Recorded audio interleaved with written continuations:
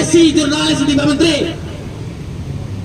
Dan kami meminta Pak Menteri meminta maaf secara terbuka, bukan melalui lisan. Karena itulah jiwa kesatria Pak Menteri. Saya tahu Pak Menteri punya jiwa yang berani, berani berbuat, berani bertindak, berani bertanggung jawab. Kami tidak meminta Pak Menteri untuk dicopot dan sebagainya, tidak. Kami hanya meminta Pak Menteri meminta maaf secara terbuka. Konferensi pers, apa salahnya kalaupun memang Pak Menteri tidak ada maksud menyampaikan bahwa seluruh wartawan abal-abal ataupun bodrek, gunakanlah bahasa-bahasa yang lebih elegan, bahasa-bahasa yang sopan, gunakan kata oknum wartawan. Kami sakit hati Pak Menteri ketika Pak Menteri mengatakan wartawan bodrek, tidak ada kata oknum.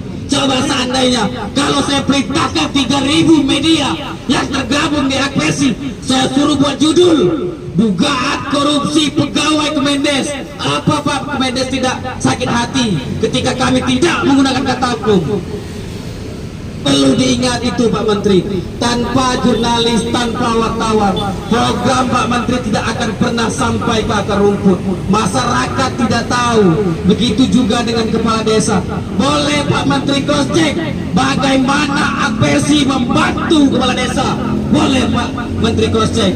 Kita tidak hanya bicara Pak Menteri, termasuk pada saat memperjuangkan revisi undang-undang desa, saya hadir pada saat itu, ikut memperjuangkan nasib kepala desa dan disahkan undang-undang desa nomor 3 tahun 2004. Jadi kita tidak pernah omong kosong Pak Menteri. Kalau statement Pak Menteri mengatakan ada wartawan datang meminta duit, saya saksi jika ada wartawan yang tergabung di Akwesi meminta uang, saya pecat.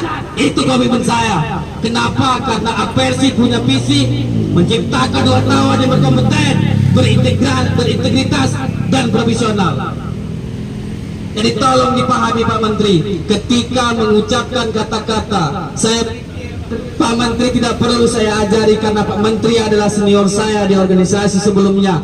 Bahkan Pak Menteri merupakan senior menjadi panutan. Harusnya Pak Menteri bisa mengucapkan statement-statement yang lebih enak, yang lebih elegan, lebih sopan. Kami saja menulis berita, ada kode etik jurnalistiknya Pak Menteri. Saya pastikan 3.000 wartawan di 31 provinsi yang terbentuk hari ini tidak ada yang bisa melanggar kode etik jurnalistik. Kenapa? Karena hampir setiap minggu kita melakukan diklat. Boleh Pak Menteri cross check dimanapun Akwesi berada, tanya sama mereka. Tidak ada yang namanya wartawan abal-abal Pak Menteri, tidak ada wartawan itu. Yang ada mungkin oknum Pak Menteri, garis bawahi oknum Pak Menteri. Kenapa kita hadir hari ini?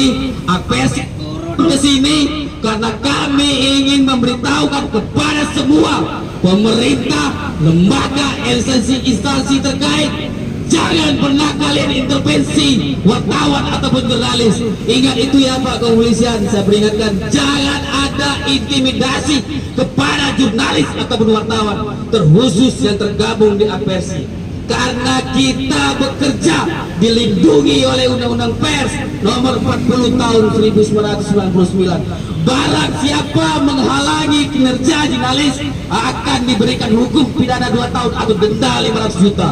Makanya kita hadir, kita tidak pernah akan tinggal diam ketika lembaga, instansi, pemerintahan menghina, melecehkan, merendahkan, mengintimidasi wartawan ataupun jurnalis.